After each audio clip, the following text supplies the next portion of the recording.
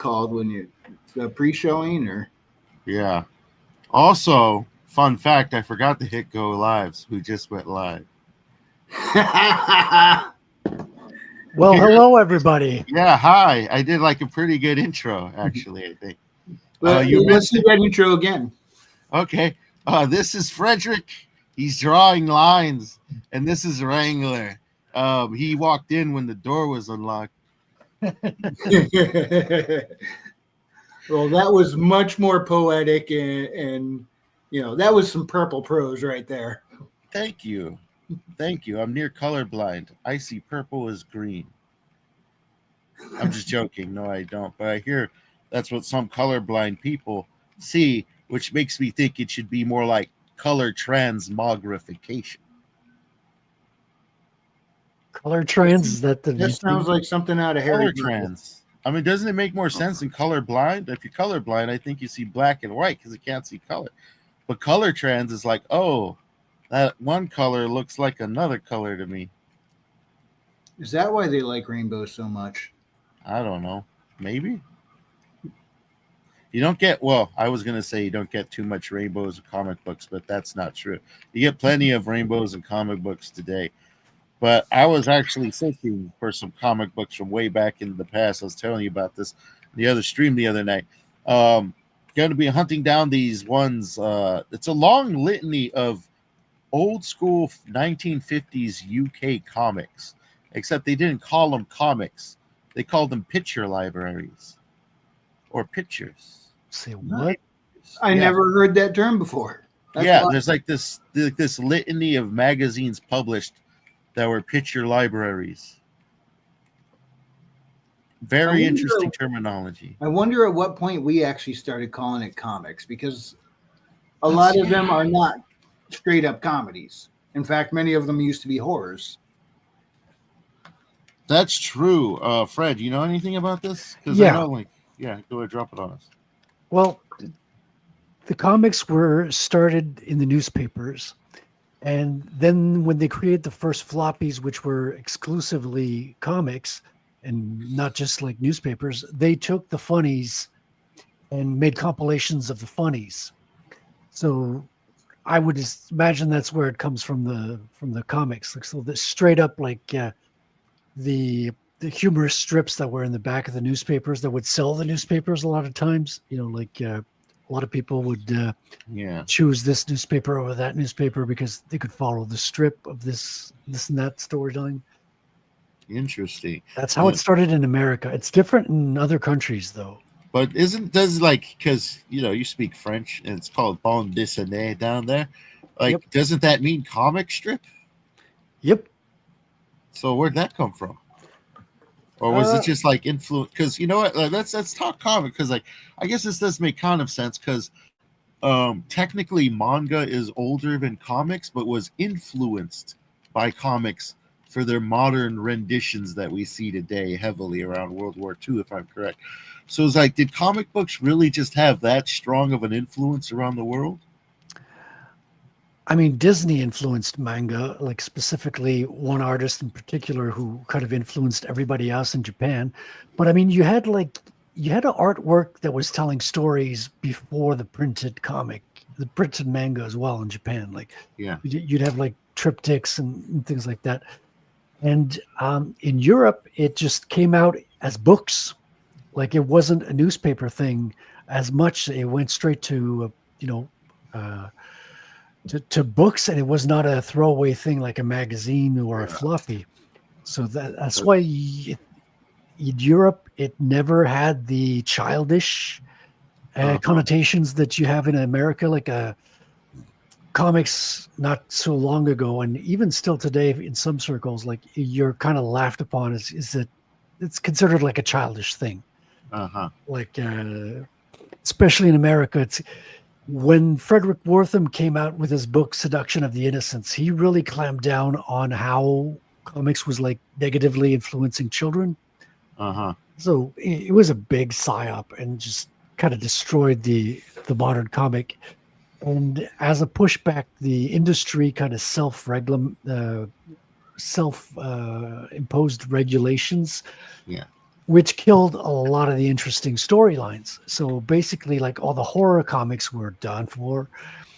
Everything that wasn't superheroes kind of just disappeared to the wayside.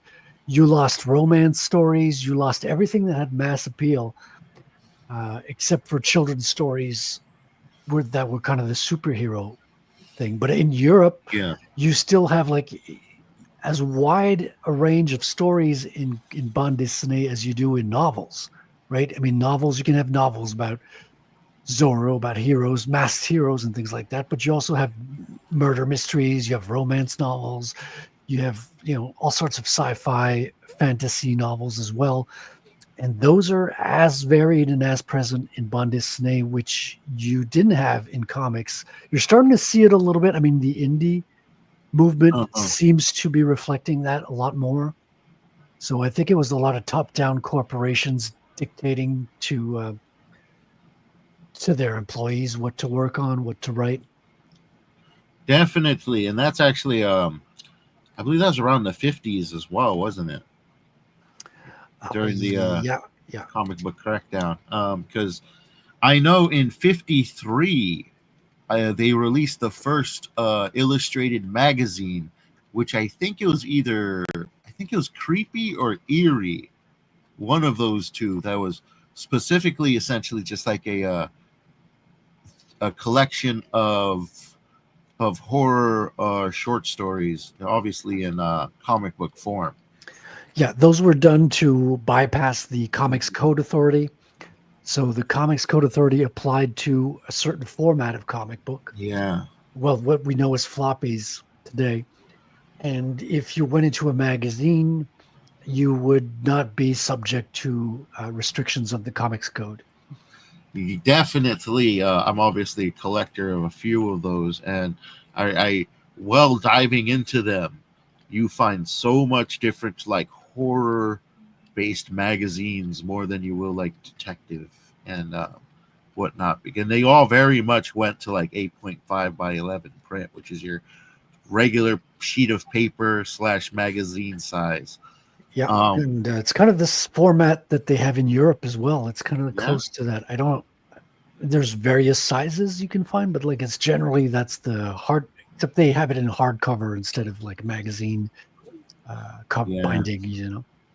I think magazine size is actually pretty good for illustrated publications, because you could really use that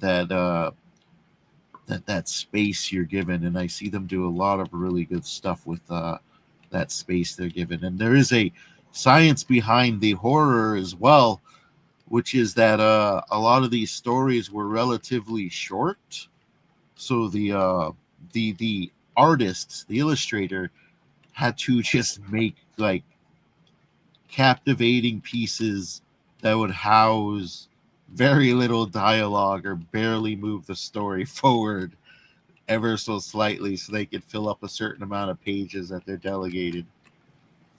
Yeah, well, I mean, comics take a long time to draw, and you have a whole team of artists, especially in America. Like in Europe, it's usually a two-man team. You'll have the writer doing the writing, obviously, and the artist will be doing everything else. So the artist will be doing the drawing, the inking, the lettering, and the lettering would be done on the page as well. Yeah. And all through, and even the coloring as well. So they'd be hand-painted works of art. Whereas in America, they kind of had the Henry Ford model, where they just factory, do it in the factory, what do you call it, line of production? Assembly. Yeah, assembly line comics. So a comic book would take 3 to 4 months to do, but you could have one out every month because it would be split between the writer. Well, the writer could write like a handful per month. So the writer could be on multiple books, whereas artists would be typically one per book. Some were crazy productive at the height of their careers and could do multiple books, but that's not the norm. And then you'd have the penciler or the artist to do the breakdowns. You'd bring an inker who'd do the finishes. Somebody else was assigned colors and would do color multiple books. And same with the lettering. You'd have somebody who'd come in with the lettering and just basically letter on a separate assortment of pages and cut them out and paste them on the final art boards. And that was how it was assembled. And you have like an editor who would overview the whole process. That reminds me of the movie Something About Amy, which I'm going to assume is popular amongst comic book artists and the like. Chasing Amy. Chasing Amy, yes. Yeah, by Silent Bob. Yeah. Pre-heart attack, I believe. Oh yeah, that was a long time ago. It's very well known, especially for the line about inkers, because you have like a team of penciler and inker who kind of work at the penciler's house. So the inker like wakes up in the morning, comes up to the penciler's home, and they have like drawing tables facing each other, and one finishes the pencil, passes on to the inker. And there's this line about in the movie about inking, where he goes, "Oh, so you just trace what the other guy does," and he all gets rightly miffed. It's a lot more than tracing. We add depth, we add a whole, and it's true. The inker does add a lot to it, but in a sense, he does go over what the penciler does. That's for sure. Yes. The opening to that film is very strong. Has a very strong first act. It's all about comic books, what I thought was fantastic. And I think Stan Lee has a cameo in that one as well, even though it's not a Marvel movie. I think it might have been the beginning of Stan Lee cameos.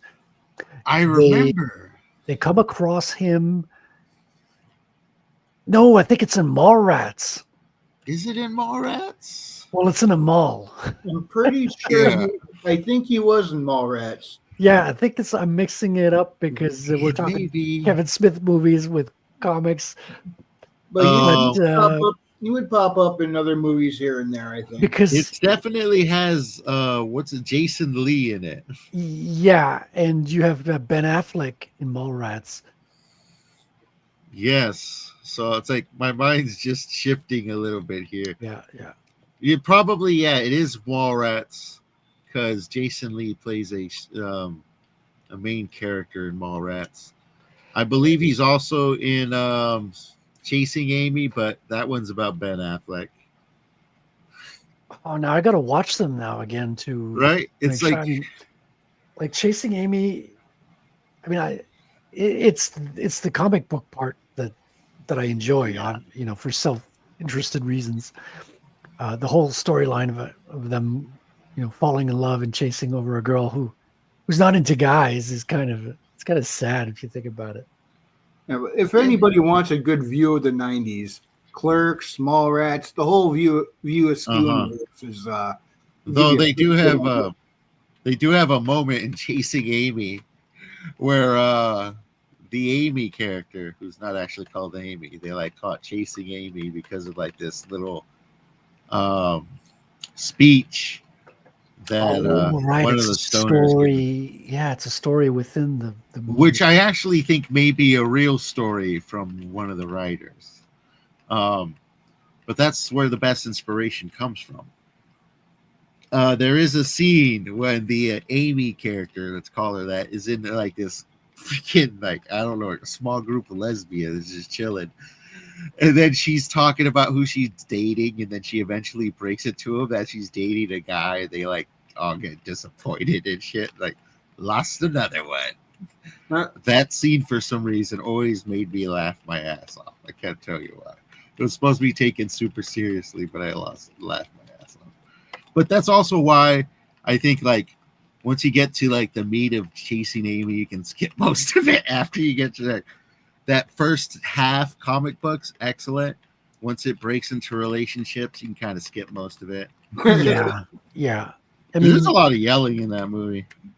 Kevin Smith movies, I mean, there's a lot of fondness to a lot of them, but there's a whole lot of going nowhere with some of them as well. Yeah, that's a traditional love story wrapped in a comic book-esque setting. Yeah. Really, the first half has very little to do with the rest of the movie. Which sucks because that's the good half. It takes place in the freaking con, and where a black guy shoots it up. Yeah, what I do like about Kevin Smith movies is that they really are art films made by a nerd. Yeah. So it's very appealing that he's kind of like being really creative with his ideas, and that's the fun part. I think that's what Yes. we miss. I miss a lot of that. Everything seems to be cookie cutter nowadays, and the independent stuff is not as original. It doesn't feel like it's got that.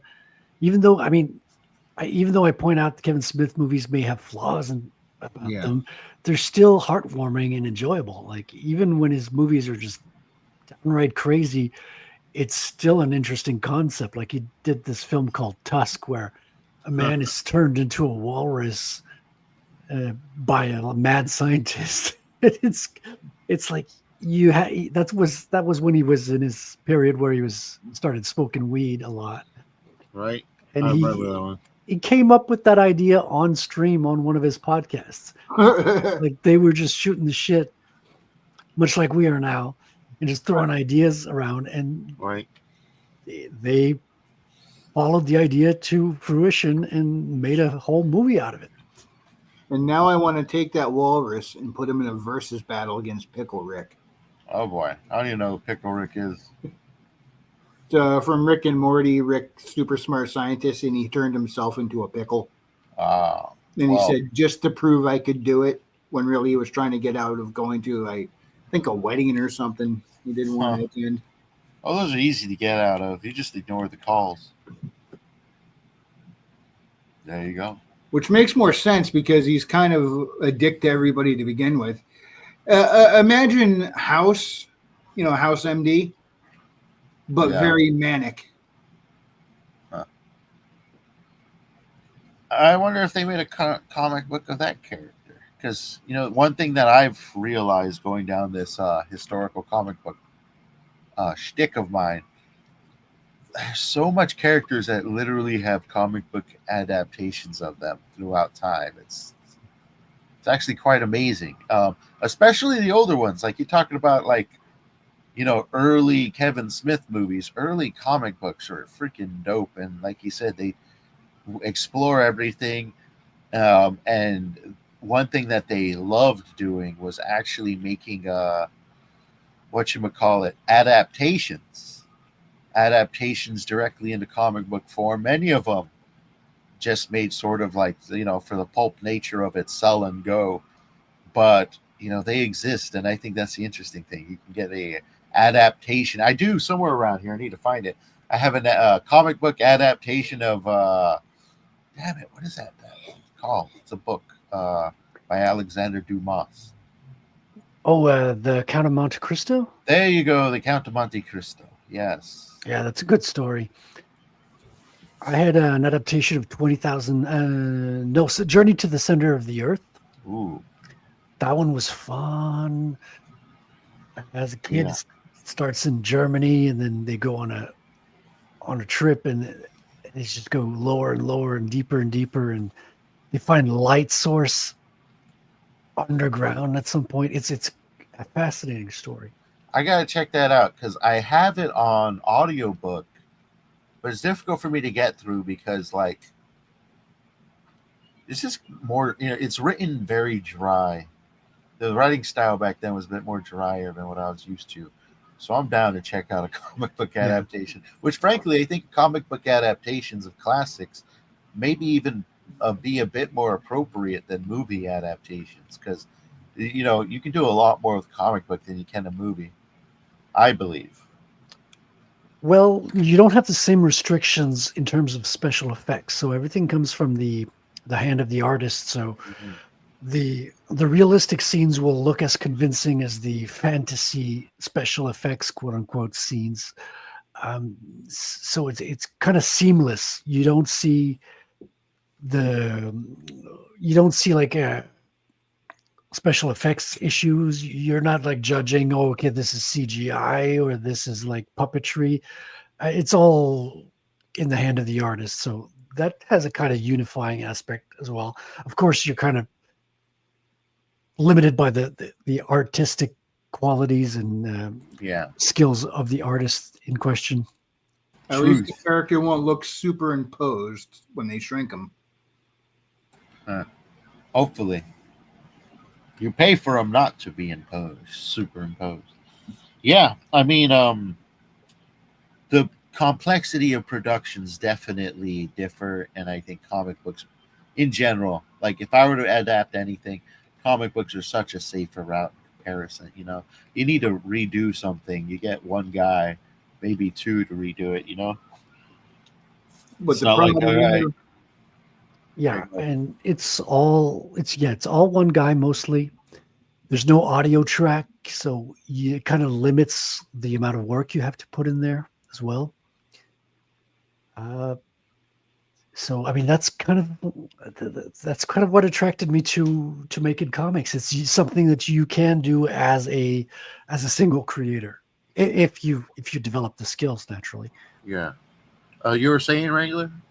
yeah, there's a double-edged sword to that though, because even though you don't have to worry about special effects looking fake or anything like that, there is the matter of comics still do carry a stigma to them that they're for kids. So you don't reach nearly as wide an audience as you would with a movie, because pretty much people from all walks of life will watch a movie. Uh, Comics, though not small, is kind of niche compared to the size of theater goers or video game players. There's definitely a smaller market, at least in the West. Yeah, and in the West, Japan's a whole nother ball game. Well, yeah, everywhere else seems to be a Yeah, everywhere else, because Europe, it's every home has comics in them in Europe. Like Yeah. if you have novels, you have a section in your library with bande dessinée. There's no exception to it. It's like it's uniform. And mangas, like you were saying, like everyone's reading them in the train in Tokyo, in Japan. Yeah, yeah. It's the It's culture. America. America was hit, like I said, it was a psyop by Frederick Wortham in the 50s, and it was just brutally attacked. I mean, it was too easy for people to do it in a decentralized fashion. You had to have some sort of control to stop the free flowing of ideas, it seems. And so he stigmatized it. I have to look into that. Yeah, it's kind of an ongoing tactic to this day.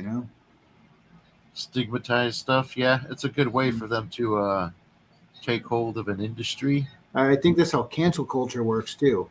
Attach a stigma to someone's name and suddenly they can't get work. Yeah, but yeah, when you reduce the amount of people who produce comics, like you had DC and Marvel, but to be honest, like they were the same. Like at the top, they had the same Well, there's policies. a revolving door employees. They work in one company for a while, then they go over the other, while people who are at the other went to the one.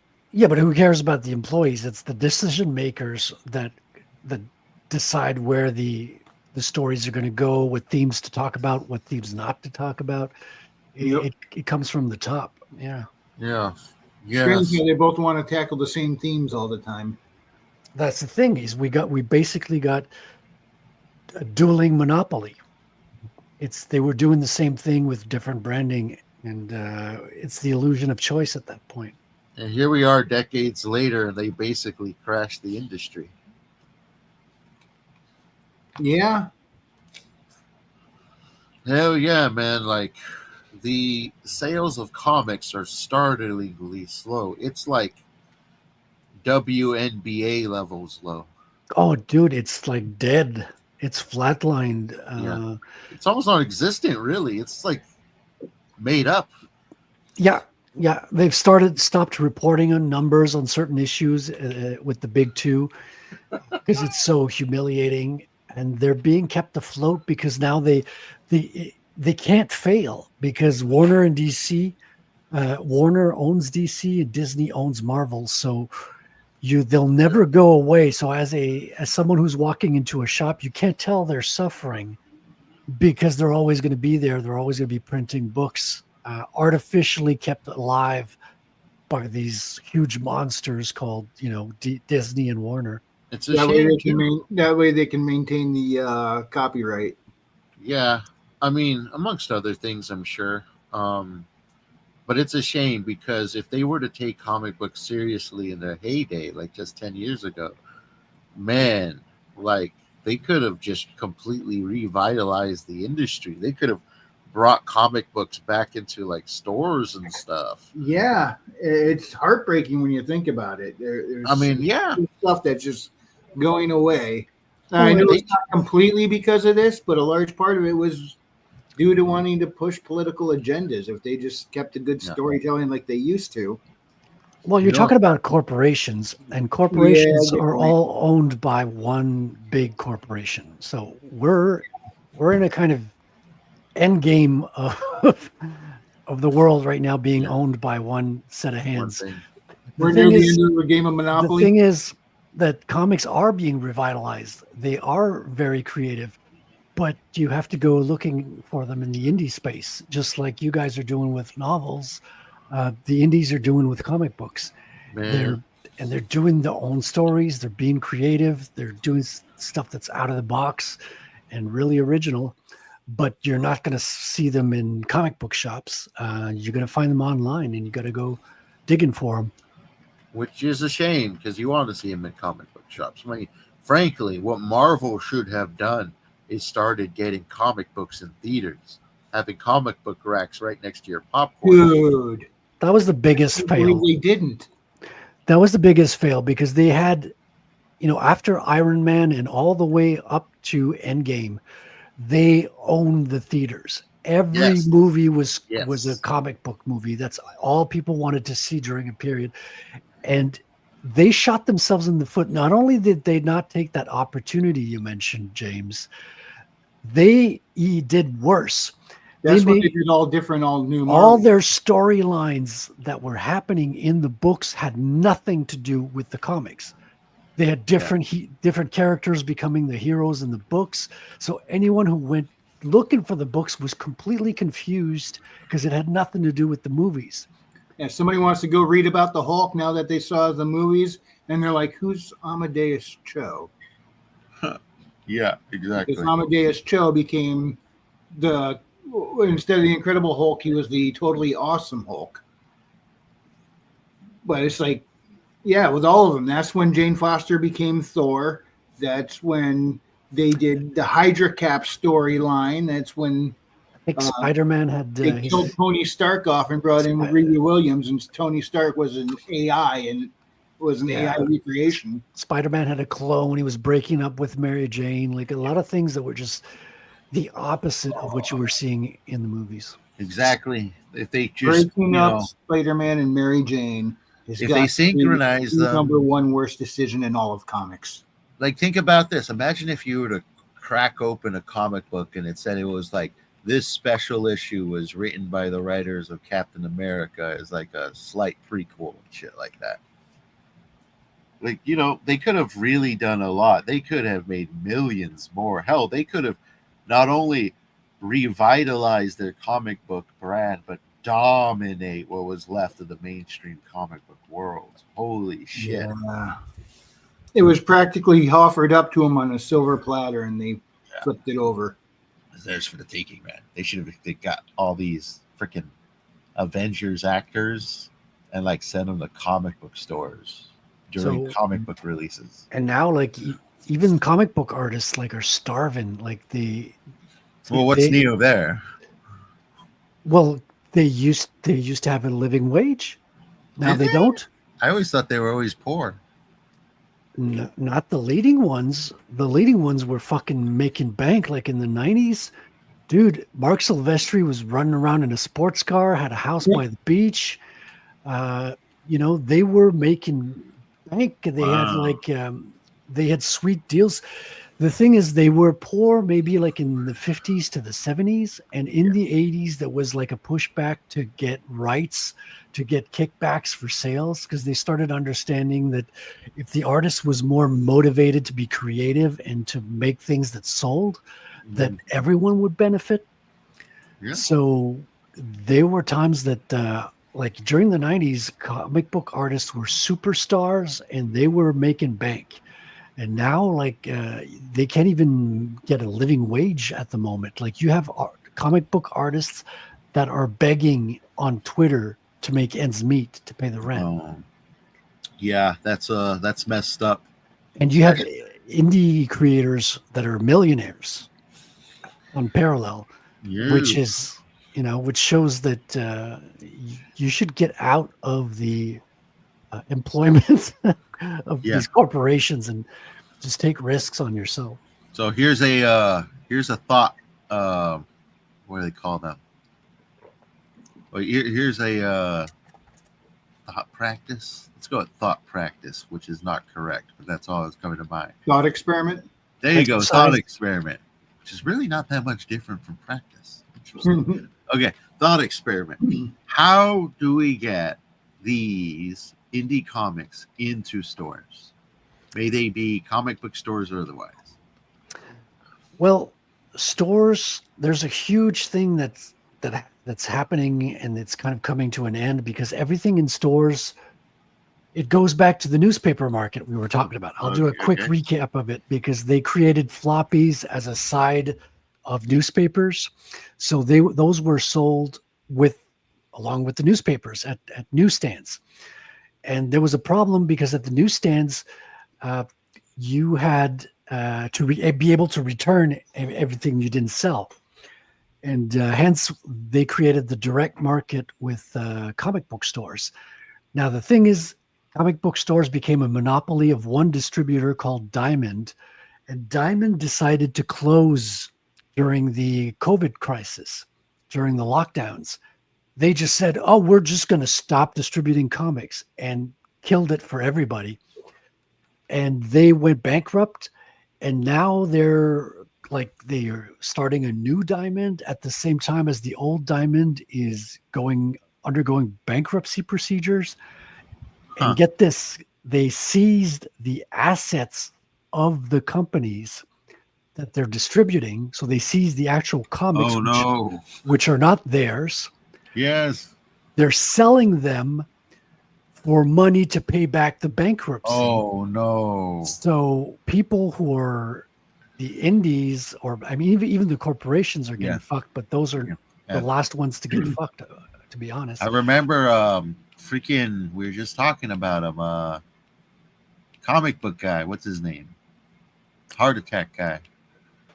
Oh, Kevin Smith. Yes, Kevin Smith. I think he broke this news on the air, or they broke the news to him on the air, and his comic book obviously is being published by Diamond, so he didn't even know what the hell was happening. Distributed, because they don't publish anything; they distribute. And Image Comics is one that's kind of like halfway between mainstream and indie, because Image allows creators to own 100% of their IPs. Now, the thing is, you have to cover the cost of the comic book. So a comic book will cost something like $5,000 to be created and distributed. So if your comic doesn't sell to cover that cost, you're in a loss. Yeah, now, it's out of your pocket. Yeah, you have to be able to cover that from the sales you're going to make.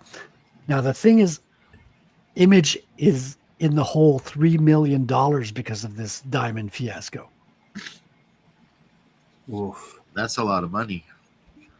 So, what's happened with Image then? Well, I don't know. We'll have to wait and see. But it's go bankrupt. A lot of the big guys, what they're doing is they're renaming comics and calling them graphic novels. So that gives it like a prestige, like you're kind of separating, well, comics are for kids, but graphic novels are for us respectable adults, right? Yeah. Well, we've all heard the adage, it's not a comic, it's a graphic novel. Yeah. So that makes a lot of sense. Read comics. That makes and they're going straight to bookshops. Oh, no, not bookshops. They're so expensive there. And the thing is, so they're taking basically because, the floppy comic used to be like a lot of serials. So serial stories that would either never end or they have arcs over like 4 to 6 issues. Yeah. Now they're taking those, putting them together, calling them a graphic novel, and then putting it. So it's starting to look a lot like the European market. Oh, so this might be a good thing almost, hopefully. Yeah, and even the indie comics producers, They do that. yeah, they're kind of coming out with 48-page storylines. And 48 pages is kind of the bande dessinée on the small end. Uh-huh. So, like the average bande dessinée will be probably 48 pages. You'd have some that are like 72, but 48 is very common as well. So, a lot of the indies, that's what they're pushing out lately. It's the 48-page books. Okay, I've noticed that in the indies that you're getting a lot more graphic novels, which I actually appreciate because let's face it, when you order something online, you got to cover shipping and handling. You want to get the bang for your buck. You want to get more material than less material. I Yeah. think it's the way to go. And also, if you're indie, you want people to get the entirety of your story, not just a little piece here or there. You want them to understand. It's like because a lot of these indies are really written with passion, and some of them are just written terribly. And it's good to get the entire story, so that way you kind of know what you're getting into if you pick up the sequel. Yeah. Yeah, for sure. And we're in a kind of transition phase, especially in America. I mean, to be honest, Europe and Japan are not affected by this at all. It's just in Yeah, America, there's an identity crisis slash a transition happening. You I got, would say it's like it's the culture war, really. Just the wrestling for what it is to be American.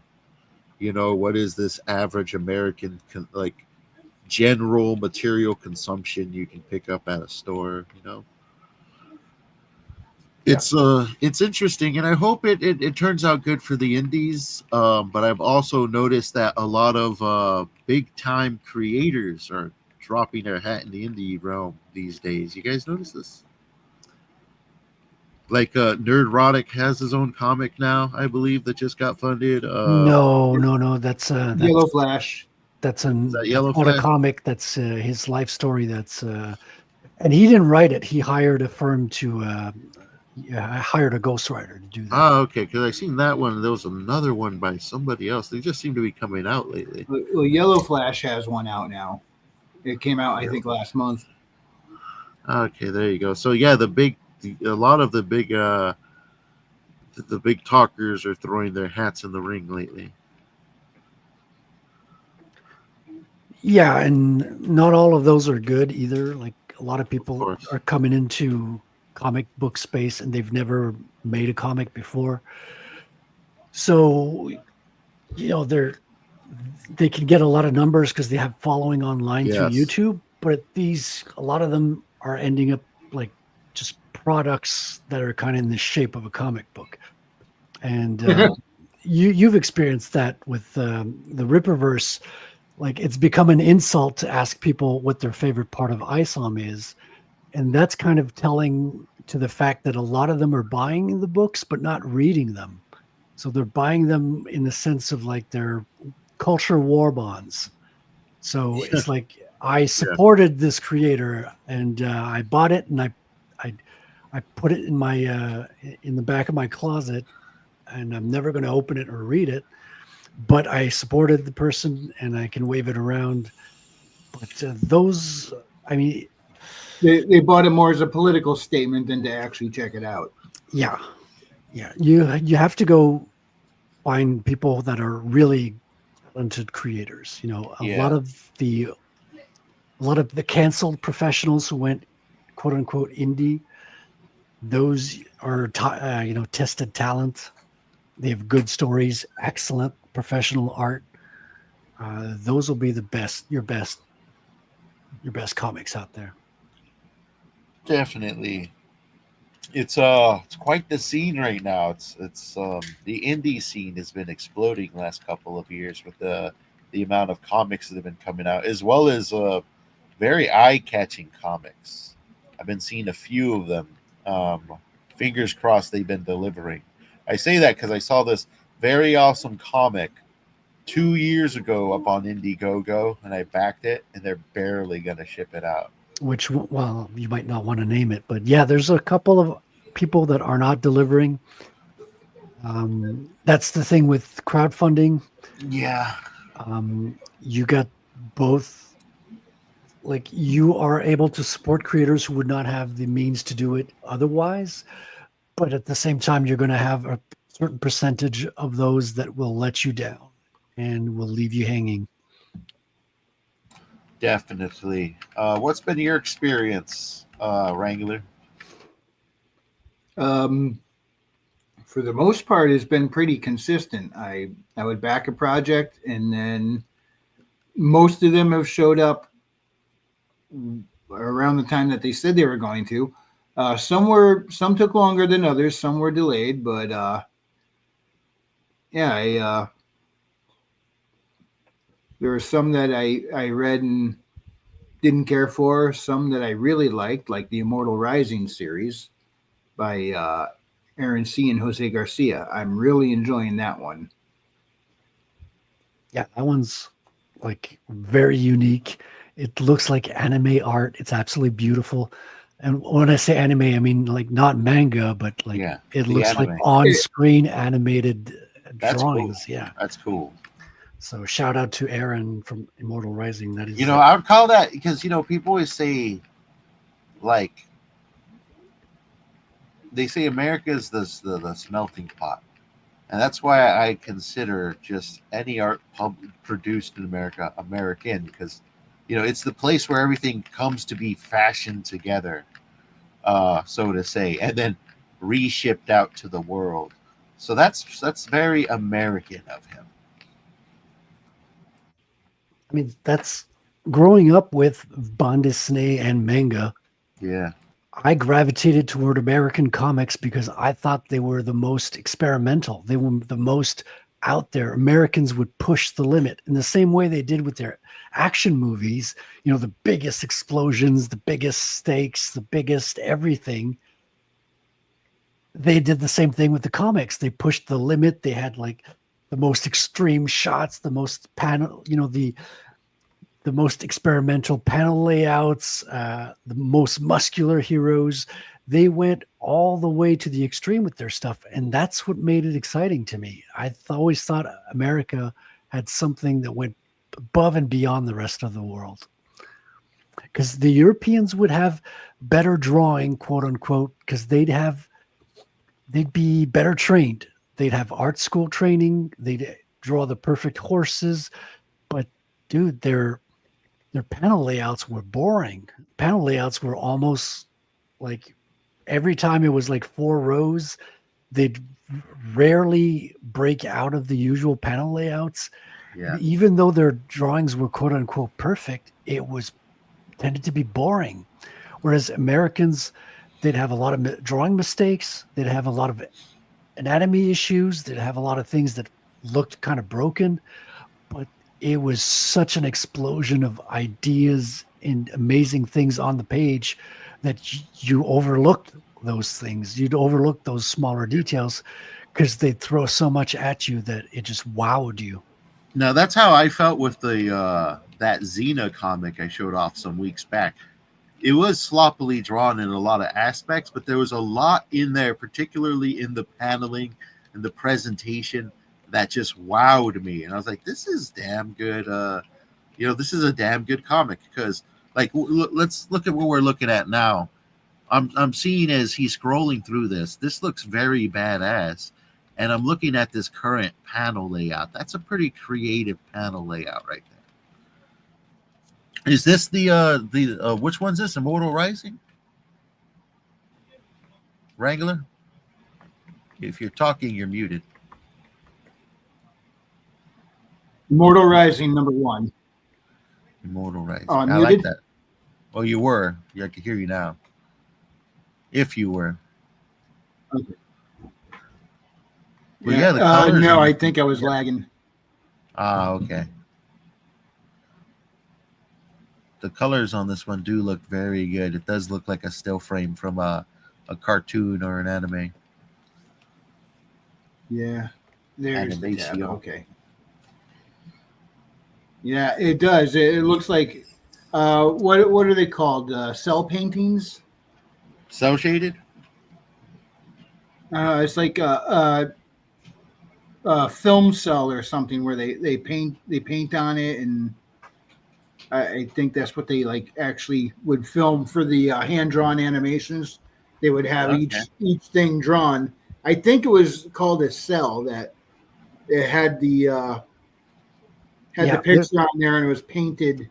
yeah, you'd have the painted backgrounds, the like you see here with the space Okay. backdrop with all the stars and everything. You'd have like the background could be hand painted, and then with highly detailed hand painted, and then you'd have the cells or the acetates where they had to do a limited amount of detail. That's what you called cell shading.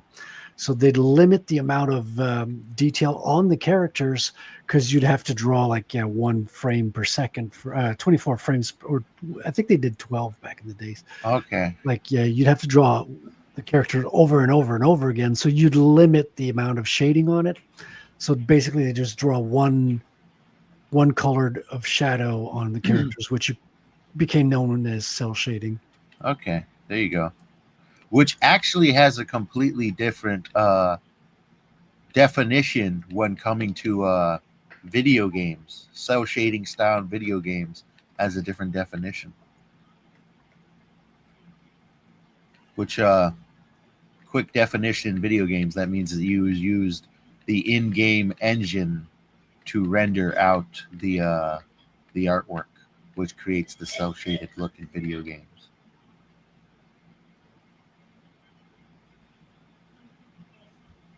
That is nice, though. That's some Warhammer level armor you got there. I don't want to get hit by those swords.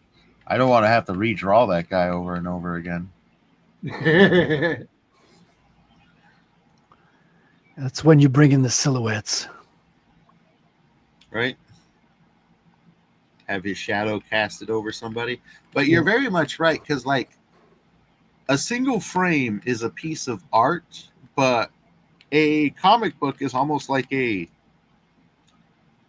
in itself is an art piece made up of other art pieces. I don't want to say collage because it really isn't. But, no singular art piece sort of pushes forth a comic. It has to flow together well. I mean, the real art of comics you don't even see. People always see comics as a collection of illustrations, but it's really not that. It comes down to storytelling. Yeah, visual storytelling. Yeah, I mean, that's why Scott McCloud calls it the invisible art. It's because it's the way that the artist is directing you to create the story in your head, much the same way that an author will create the story in your head with words. The artist will create the story in your head by giving you like keyframes. So they give you shots of keyframes. They also have to direct your eye on the page to direct you to read, left to right, up to down, and make sure you understand the movement of the characters, that everything is distinct enough for you to understand the actions, the emotions, and the motivations of the characters.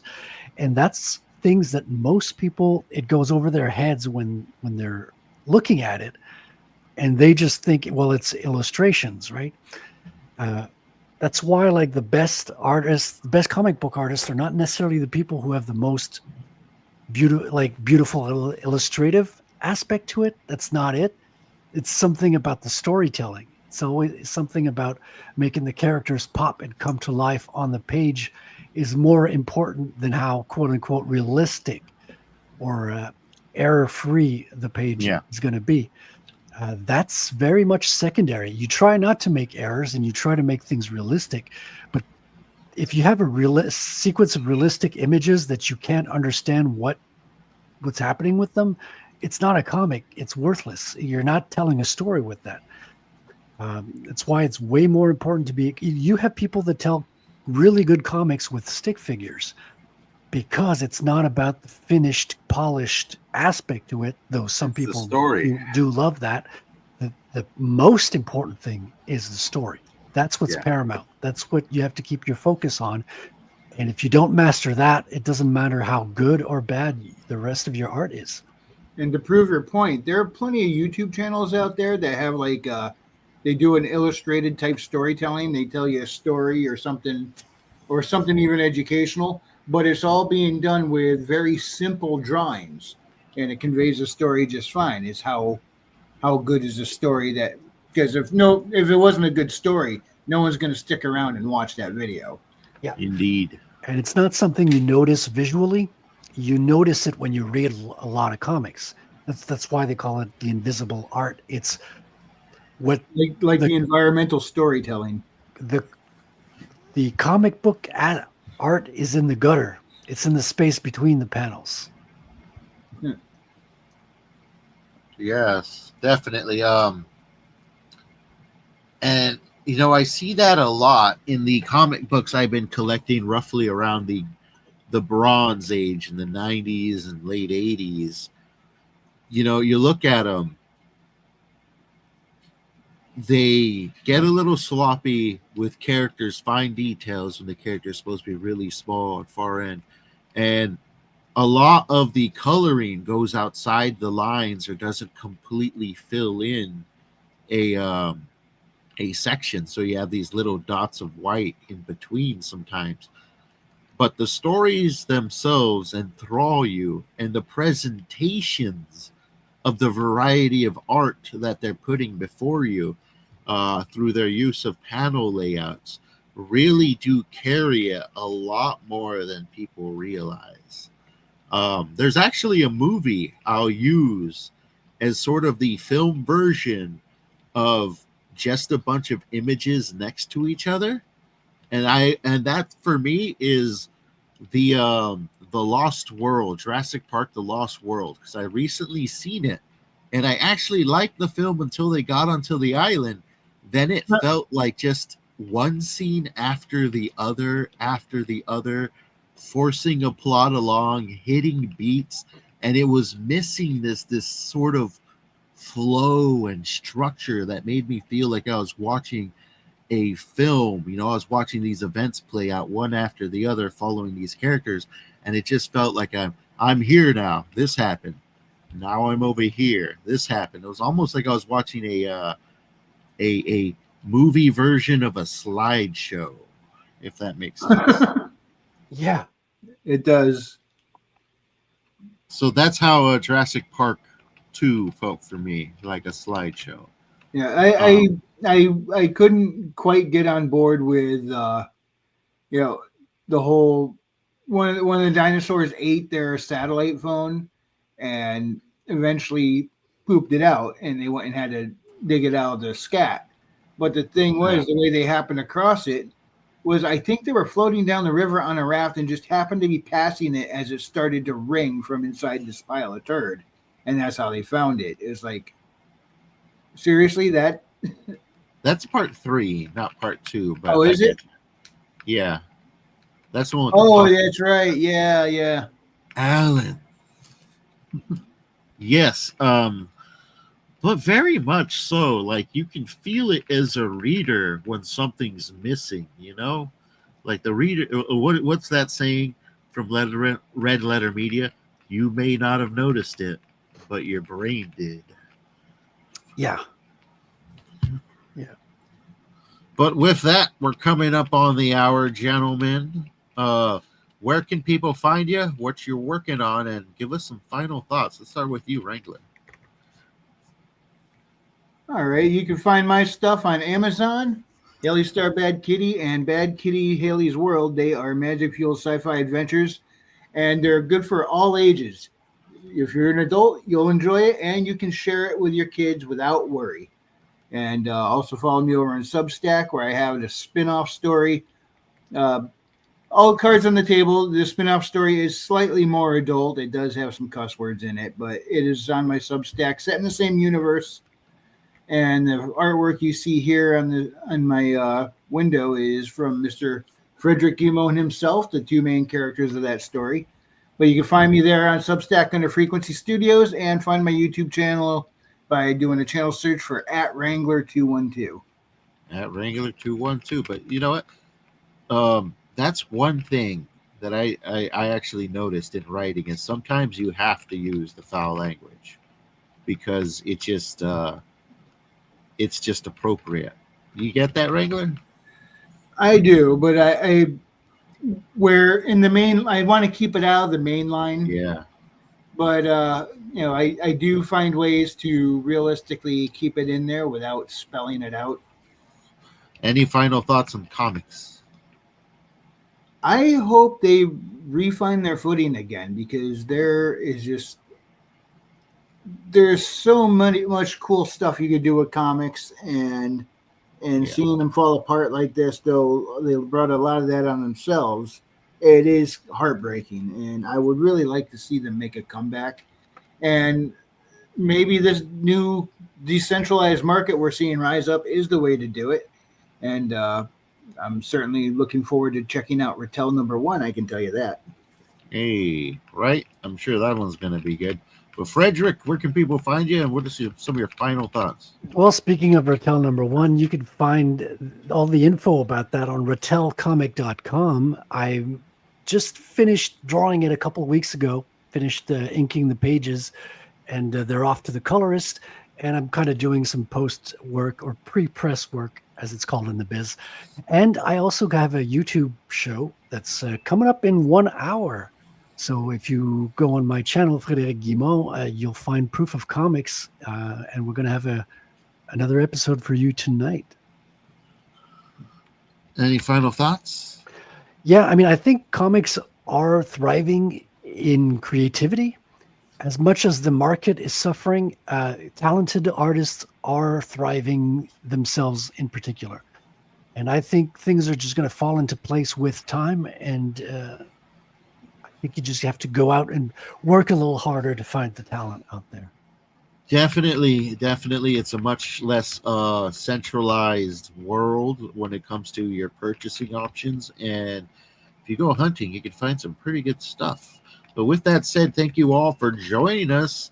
Check out Frederick's stream a hour after our own. If you're watching this on the replay, give us a like, give us a thumbs up, share it with your friends, and hop back in next time. Y'all have yourself a wonderful rest of the day. We are headed out of here.